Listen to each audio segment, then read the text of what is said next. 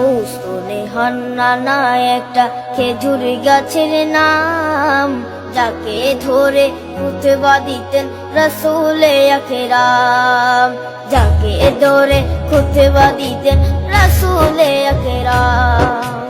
উসনে হান্নানা একটা খেজুর গাছের নাম, যাকে ধরে খুতবা দিতেন রাসূলে আকরাম, যাকে ধরে খুতবা দিতেন রাসূলে আকরাম। গাছটা নবীর বিরহে সদা কাঁদিতে রহে, গাছটা নবীর বিরহে সদা কাঁদিতে রহে।